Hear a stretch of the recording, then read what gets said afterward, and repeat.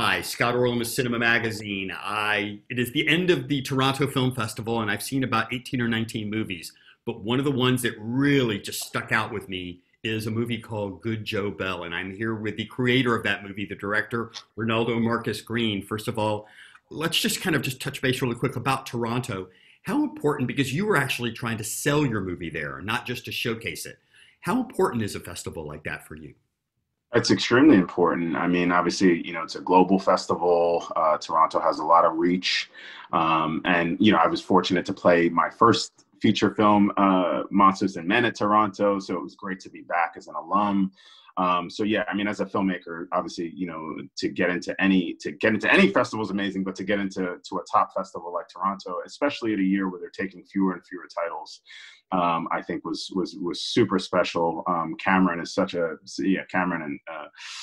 is an incredible mind and incredible artistic director. So just an honor and a privilege to premiere our film to the world in Toronto, and hopefully it'll have a long life.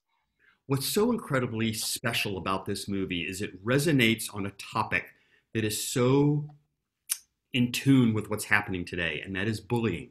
That what happens, how do we navigate a scenario like that? And this, you said it between a father and a son. How do they navigate that journey?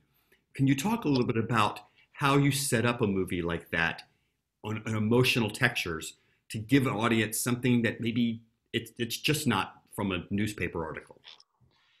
Well, I have to give the credit to Larry McMurtry and Diana Asana, who wrote the script. I knew their work from Brokeback Mountain, and just, so when I got the script, it was one of those, like, when you get a toy and you rip open the package, it was like, who wrote it?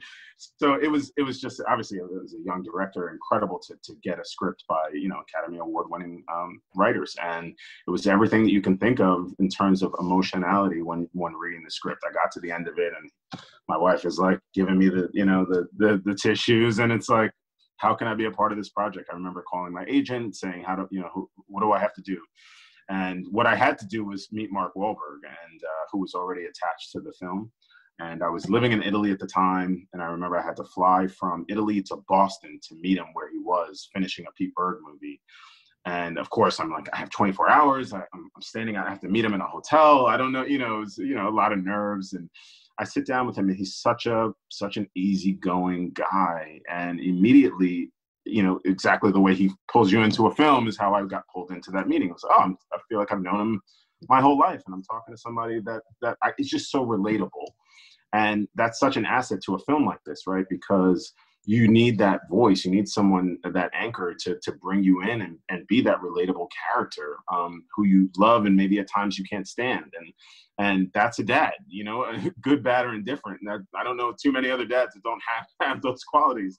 And Mark just had it. And what he had truly at the time that I met him was the passion. I don't know where it came from, or what his story is to why he came from it, but you can see it in his eyes, you can see it in his heart, that this was something that he wanted to do. It's a very complex role. It's not an easy one. It's one that he was willing to take on. It's a small movie, and I know Mark is used to doing big movies, so you have to have some real reason for you to want to do this movie, to take it on. And I thought that's really special, right? I was always a fan of his work, from Boogie Nights to, The Depart. I mean, just so many roles in between. But I hadn't seen him quite in this particular role, and taking this on as a dad and embracing that character. And it was special. It was special from the moment, I met him, to become friends and collaborators, and to know that I was going to have a partner who was not going to just show up on set and all right, cut, and I'm gone, who was going to help develop and help talk through and help really be involved in the process, is very rare, especially if someone who's on a plane every week, at least 2 or 3 times. So it was an incredible process to work with Mark on this and really develop it. But testament to Larry and Diana, who had gone to LeGrand, had sat down with Lola Bell, the mother of Jaden Bell, and had done years of research and hearing stories. Joe had recorded a lot of his journey. So you have Joe, have hours of Joe on the road talking, whether he's sleeping in a ditch or in a tent, crazy stuff.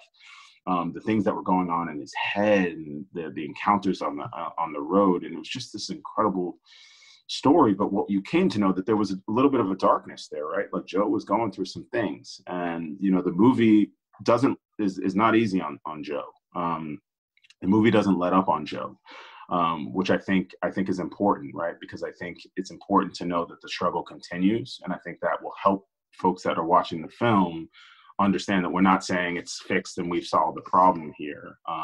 The struggle continues, and I think hopefully it ignites something that makes you want to take action. I think I had a similar theme in my first movie with Monsters and Men, was like, it's not going to end this in a bow. It needs to allow the audience to almost be a little like, oh man, I got to do something. It gives you that feeling. It sits with you. It resonates. And that's how I feel when I watch the film. And I hope others will take that with them, on the journey and share it with people that they feel like the film can help. I want to ask you, because without giving too much away, but for the audience, when you first start seeing the movie, you're watching this father and son. It's basically a road trip. That instead of being in a car, they're walking. Yeah. How logistically challenging was that for you? Because you had to seem like close off a lot of highways or stuff. Yeah. I think every young filmmaker wants like the Inarritu story, when you have 2 years to make a movie and actually go to all the locations. But our budget didn't allow for that, right? So we had to find a place, we had to find a state that we can anchor ourselves, that gave us the topography or most of the topography that we needed. So we shot primarily in Utah. We were based in Salt Lake City, and then we had a 60-mile radius that we could shoot outside of that. But 60 miles outside of Utah, you get southern Idaho. You get various topography that you see in the film. Joe crossed 4 states on his way to New York City. So we didn't need everything. We just needed enough to show that he, had really gotten, how far he had gotten. And then obviously to do it through news or through Facebook or, the other information that we needed to get out of the film. But yeah, we shot mostly in Utah. It wasn't too bad. There were a couple of scenes that were tough. It's run and gun. You're jumping out, you're shooting 2 or 3, you're moving the entire company. And then you have to control traffic. You have to control the cars because they're, the license plate. So it's a tricky film, but we had the right crew. We had the right DP who had worked with Mark on a number of films. Jacques Chauffet, he shot a beautiful film. So there was a relationship there. He knows how to work quickly. He worked under Michael Bay for many years, so he knows how to work fast. So we had the right team to accomplish the goals, but it is very tricky when you're shooting a road movie in 27 days. My last question for you is, we've talked a lot about Mark Wahlberg and his nuanced performance, but this movie wouldn't work without Reed, because the vulnerability that he brings to this role really is what draws the audience in, because how could anybody treat another human being the way they're treating this kid? What kind of search did you have to go through? And was he there, because he seems so young, for him to find those beats? I mean, let me just, tip my cap to that kid. He's going to be a household name. And like, if he's not already, he's such a special young actor. And I call him an actor because he really is so passionate about the field. He's not just some discovery. He's been acting for a while. He's been in shows and TV. And he's like, wait, how old are you? And you've done all this stuff. And it's amazing. It's a testament to him, his family, the dedication. But A.V. Kaufman, who cast Monsters and Men, also cast Mark Wahlberg in Basketball Diaries. So she is like, we knew right then, Mark and I were like, Avi's the person. She's going to find us our Jaden Bell. We had pictures of Jaden, and we had some videos from the family. And it was so beautiful watching Jaden. Obviously heartbreaking, but so beautiful. He had a confidence about him. There was an outward joy that he projected. He was very confident in his skin, in the video. So you're watching someone that's like very happy to be who he was. And it was like, wow, we need somebody to display that, but also, like you said, that has that vulnerability. So when Reed came, it was part of a very short list, because that's how AV works.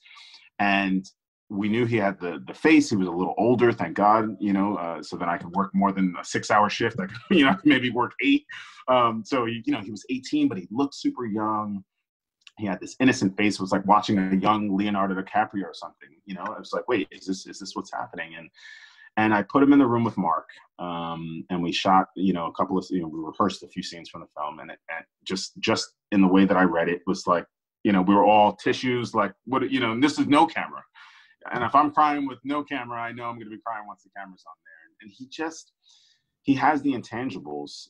He's going through that teenage angst himself. He's going through something himself, and those are things that, directors don't necessarily ask, right? Those are things that if they come up, and you want to be a support system for that person. So you have a brilliant actor that's also dealing with his own thing, right? And you put that in the room with Mark, and we got fireworks. So it just, the chemistry was off the charts. Reed was as dedicated as Mark, and that's a really hard thing to do.